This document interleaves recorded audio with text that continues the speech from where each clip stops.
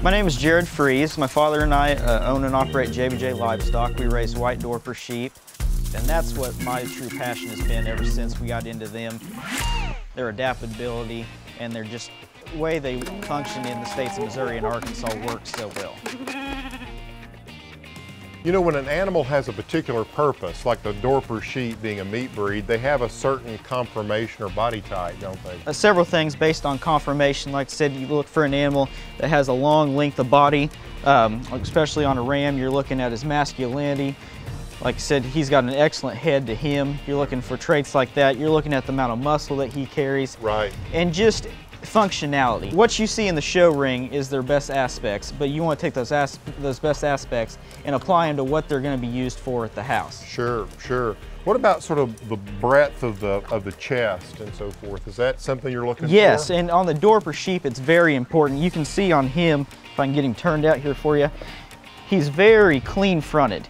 He doesn't get real thick or too, bulky in the front. Some of the Dorper sheep I worry about, you see, they almost have like a French bulldog type look to them. They're too thick in the front end, and it actually causes some lambing problems. And one of the things that's great about the Dorper breed is that, they're great about being out in the pasture themselves. Right. And they can take care of their babies. They don't need much assistance when it comes to Yes. when lambing time comes along. Yes.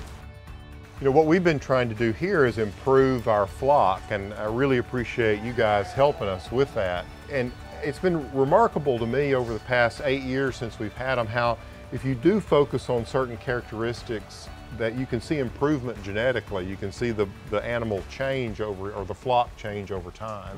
Yeah. And I would agree with that. Like I said, we've been into white Dorper sheep now for 8 years, and we've bred a lot of them up. We've also bought some stuff along the lines also to increase our genetic pool. Like you said, genetics have played a big deal in that, just breeding for the traits you're looking for in the areas you're looking for. Yeah, you decide, hey, we need a longer back, or we want, broader shoulders. Right, and we want a better feed structure on our sheep. Yeah. You look for those characteristics in those parent animals, and then Yes. you begin to see it in the offspring. Yes. Yeah.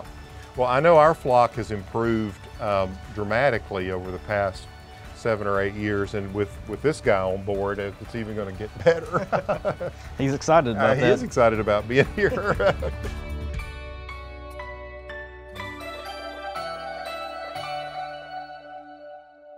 My name is Mike Freeze. We've had many different breeds of sheep, but we really enjoy and prefer the white Dorper over others. They do very well out on grass and pasture with minimal amount of supplementation.